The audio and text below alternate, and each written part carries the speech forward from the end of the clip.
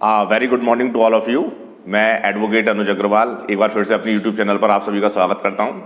आज के लेक्चर में हम लोग सीआरपीसी का सेक्शन 6 डिस्कस करेंगे, यानी क्लासेज ऑफ क्रिमिनल कोड्स।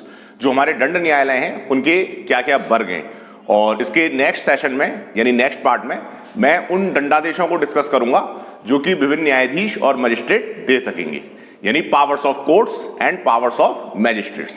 तो 2 लेक्चर्स में मैं अपने वीडियो को जो है डिफरेंशिएट करूंगा। पहले पार्ट में आज हम जो है दंड न्यायालय के वर्ग डिस्कस करेंगे, और नेक्स्ट लेक्चर में मैं जो है जो क्रिमिनल कोर्ट्स की पावर्स हैं उनको डिस्कस करूंगा। तो चलिए आज के लेक्चर की शुरुआत करते हैं।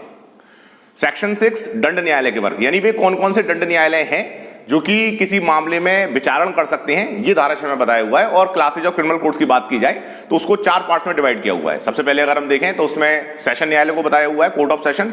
दूसरे नंबर पर जो है जेएम फर्स्ट क्लास, तीसरे नंबर पर जेएम सेकंड क्लास, और finally court of executive magistrate, कार्यपालक मजिस्ट्रेट का न्यायालय। तो ये 4 न्यायालय हैं जो कि वहां पर किसी मामले में विचारण कर सकते हैं प्रारंभिक क्षेत्राधिकार का प्रयोग करते हुए। थोड़ा सा इसको मैं एलैबोरेट करना चाहूंगा। देखिए, सेक्शन 6 जो है क्लासेज ऑफ क्रिमिनल कोर्ट्स की बात हो रही है, तो इसका मेन ऑब्जेक्ट ये है सेक्शन 6 में कि वहां पर कौन से ऐसे क्रिमिनल कोर्ट्स हैं जो कि प्रारंभिक क्षेत्राधिकार का प्रयोग करते हुए किसी मामले का विचारण कर सकते हैं। There is a difference between trial and appeal. यहां अपील की बात नहीं हो रही है, क्योंकि आप प्रैक्टिकली इसमें देखिए कि सुप्रीम कोर्ट को इसमें इंक्लूड नहीं किया हुआ है। अगर हम सेक्शन 6 को पूरी तरीके से एलैबोरेट करें, यानी फ्रॉम द वेरी बिगिनिंग, तो उसमें ऊपर 2 कोर्ट और दिए हुए हैं, यानी हाई कोर्ट और स्पेशल कोर्ट। तो अगर हम ओवरऑल इसको सम अप कर लें तो कौन कौन से क्रिमिनल कोर्ट्स होगा इसमें, यानी number 1 high court, number 2 special court. इन दोनों के अतिरिक्त वहां पर court of session, JM first class, JM second class and court of executive magistrate. तो ये वो कोर्ट्स हैं जो कि प्रारंभिक क्षेत्राधिकार का प्रयोग करते हुए किसी मामले का विचारण कर सकते हैं। अब प्रश्न ये बनता है कि सुप्रीम कोर्ट को इसमें इंक्लूड नहीं किया हुआ है। तो सुप्रीम कोर्ट जो है एपेक्स कोर्ट है, और नॉर्मली वो एक अपीलेबल कोर्ट है, और प्रारंभिक क्षेत्राधिकार यानी ओरिजिनल जुडिक्शन वो नॉर्मली प्रयोग नहीं करता है। क्रिमिनल लॉ के तौर पर, क्रिमिनल कोड के तौर पर वो प्रारंभिक क्षेत्राधिकार का प्रयोग नहीं करता है। हालांकि इसका मतलब ये नहीं कि सुप्रीम कोर्ट जो है किसी भी मामले में प्रारंभिक क्षेत्राधिकार नहीं रखता है। आप अगर आर्टिकल 32 का अवलोकन करें, कॉन्स्टिट्यूशन के अगर आर्टिकल 32 की मैं बात करूं, तो अनुच्छेद 32 के तहत सुप्रीम कोर्ट में जो है रिट दाखिल की जा सकती है, और उसको रिट संबंधी प्रारंभिक क्षेत्राधिकार प्राप्त है। 5 जो रिट्स होती हैं, habeas corpus, mandamus, certiorari, prohibition and quo warranto. तो कोई भी रिट जो है प्रारंभिक क्षेत्राधिकार का प्रयोग करते हुए सुप्रीम कोर्ट जो है सुन सकता है। और इसके अतिरिक्त यदि और हम बात करें तो आर्टिकल 131 में भी हम देखें तो सुप्रीम कोर्ट जो है वो प्रारंभिक क्षेत्राधिकार का प्रयोग करते हुए कुछ मामलों को सुन सकता है। जैसे अगर कोई डिस्प्यूट जो है सेंट्रल गवर्नमेंट और स्टेट गवर्नमेंट के बीच में है, या सेंट्रल गवर्नमेंट एक तरफ और स्टेट गवर्नमेंट दूसरी तरफ, इस तरीके से है, 2 स्टेट गवर्नमेंट के बीच में कोई डिस्प्यूट है, तो इस तरीके के कोई डिस्प्यूट्स होंगे तो वो सुप्रीम कोर्ट जो है प्रारंभिक क्षेत्राधिकार का प्रयोग करते हुए सुन सकता है। लेकिन फिर भी सुप्रीम कोर्ट को जो है सेक्शन 6 के अंतर्गत ट्राइबल कोर्ट नहीं माना गया, यानी विचारण न्यायालय नहीं माना गया है, यानी प्रारंभिक क्षेत्राधिकार का प्रयोग करते हुए वो किसी मामले का विचारण नहीं कर सकता है। अब सेकंड नंबर पर अगर हम आए तो हाई कोर्ट की अगर हम बात करें तो नॉर्मली हाई कोर्ट भी जो होता है वो भी एक प्रकार का अपीलेबल कोर्ट है। लेकिन धारा 6 का यदि हम अवलोकन करें तो सेक्शन 6 में हाई कोर्ट को जगह दी गई है, यानी हाई कोर्ट को जो है ट्रायल करने का अधिकार है। वो चाहे तो किसी मामले का विचारण प्रारंभिक क्षेत्राधिकार का प्रयोग करते हुए कर सकता है। अब इसके पीछे क्या लॉजिक है?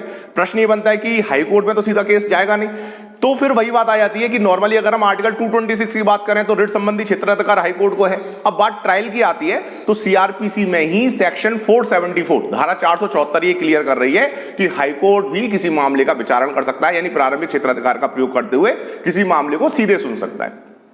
इसके अतिरिक्त अगर हम देखें तो सेक्शन 407 में बताया हुआ है कि अगर कोई मामला लोअर कोर्ट में चल रहा है तो हाई कोर्ट उसको अपने पास मंगा सकता है और सीधे उस मामले का विचारण कर सकता है। तो हाई कोर्ट को ये अथॉरिटी है कि वो चाहे तो किसी मामले का सीधे विचारण खुद कर सकता है प्रारंभिक क्षेत्राधिकार का प्रयोग करते हुए। तो हाई कोर्ट जो है एक ओरिजिनल कोर्ट के रूप में भी काम कर सकता है, ओरिजिनल जुरिडिक्शन का प्रयोग करते हुए, क्षेत्राधिकार का प्रयोग करते हुए सीधा किसी मामले का विचारण कर सकता है, और साथ में किसी अपराध के संबंध में अपील भी सुन सकता है। दोनों तरीके से कर सकता है, लेकिन ये अथॉरिटी सुप्रीम कोर्ट को नहीं है। सुप्रीम कोर्ट जो है वहां पर केवल अपीलेबल कोर्ट के रूप में काम कर सकता है। सीआरपीसी के अधीन उसको प्रारंभिक क्षेत्राधिकार का प्रयोग करने वाले न्यायालय के तौर पर नहीं देखा जा सकता है। ये बेसिक सा डिफरेंस है। उसके बाद दूसरे नंबर पर बात आती है स्पेशल कोर्ट की। तो स्पेशल कोर्ट जैसे हमारे फास्ट ट्रैक कोर्ट जो होते हैं वो किसी मामले का ट्रायल कर सकते हैं अगर मामला उनको सौंपा जाता है। उसके नीचे अगर हम आए तो सबसे पहले बात हो रही है कोर्ट ऑफ सेशन की, सेशन न्यायालय की। तो एक चीज आपको याद रखनी है कि नॉर्मली होता क्या है कि इसको कोर्ट ऑफ सेशन को, जैसे कई बार बच्चे कंफ्यूज हो जाते हैं, क्योंकि अगर आप जैसे कोर्ट में आप जाते हैं तो हमने एक चीज नोटिस की है कि जो हमारे डीजे साहब हैं उनके बाहर क्या लगा रहता है, डिस्ट्रिक्ट एंड सेशन जज।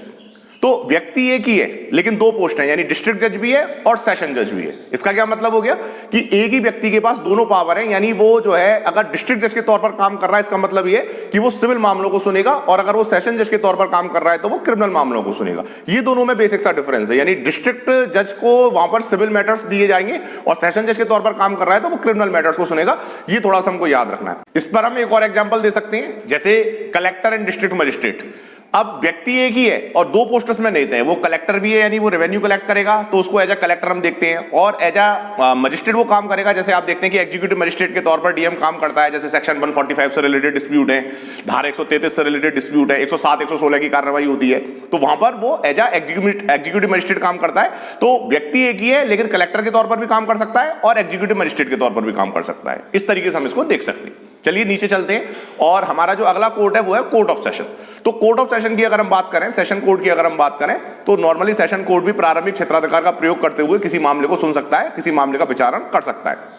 लेकिन इसमें हमको एक चीज याद रखनी है कि सेशन न्यायालय प्रारंभिक क्षेत्राधिकार का प्रयोग करते हुए सीधे किसी अपराध का संज्ञान नहीं कर सकता, जैसा कि धारा 193 में बताया हुआ है कि कॉग्निजेंस जो होगा वो पहले मजिस्ट्रेट ही करेगा, तत्पश्चात मामला जो है धारा 209 के तहत उसको सुपुर्द किया जाएगा या धारा 323 के तहत उसको सुपुर्द किया जाएगा। ये डिपेंड करता है कि वहां पर अगर जांच और विचारण शुरू नहीं हुआ है उससे पहले सुपुर्द किया जाएगा तो 209 के तहत सुपुर्द किया जाएगा, और जांच और विचारण प्रारंभ हो चुका है तो उसको धारा 323 के तहत सुपुर्द किया जाएगा। तो हम लोगों ने क्या डिस्कस किया कि सेशन कोर्ट जो है वो प्रारंभिक क्षेत्राधिकार का प्रयोग करते हुए ट्रायल तो कर सकता है, लेकिन संज्ञान करने की जब बात आती है, जैसे हम सीआरपीसी में देखते हैं कि एक बार जब पुलिस रिपोर्ट कोर्ट में जाती है तो कॉग्निजेंस जो लिया जाएगा वो सेशन न्यायालय सीधे किसी अपराध का संज्ञान नहीं लेगा। 193 के तहत वहां पर ये नियम पहले ही बता दिया गया है, और सेशन न्यायालय उस मामले को तभी सुनेगा जब मामला उसको धारा 209 के तहत या धारा 323 के तहत सुपुर्द किया जाए। हालांकि इस नियम के भी कई सारे एक्सेप्शंस हैं, जैसे 199 क्लॉज 2 में अगर मानहानि है, लोक सेवक की मानहानि से संबंधित मामले हैं तो सेशन न्यायालय सीधे उस अपराध का संज्ञान कर सकता है। तो सेशन कोर्ट की जब हम बात करते हैं तो सेशन कोर्ट और एडिशनल कोर्ट ऑफ सेशन दोनों को समान पावर है, दोनों समकक्ष शक्तियां रखती हैं। और असिस्टेंट सेशन कोर्ट की जब हम बात करते हैं, सहायक सेशन न्यायाधीश की हम बात करते हैं, तो इनकी शक्तियां जो हैं सेशन कोर्ट और एडिशनल सेशन कोर्ट से कम होती हैं, और ये सभी जो है प्रारंभिक क्षेत्राधिकार का प्रयोग करते हुए सीधे किसी अपराध का विचारण कर सकते हैं। उसके नीचे फिर अगर हम जाते हैं तो बात आती है जेएम फर्स्ट क्लास और जेएम सेकंड क्लास की। तो जाहिर सी बात है कि जेएम फर्स्ट क्लास जो है वो सीधे किसी अपराध का ट्रायल कर सकते हैं। जेएम फर्स्ट क्लास में जो सबसे सीनियर जेएम फर्स्ट क्लास होगा उसको हम सीजेएम बोलते हैं, चीफ जुडिशियल मजिस्ट्रेट।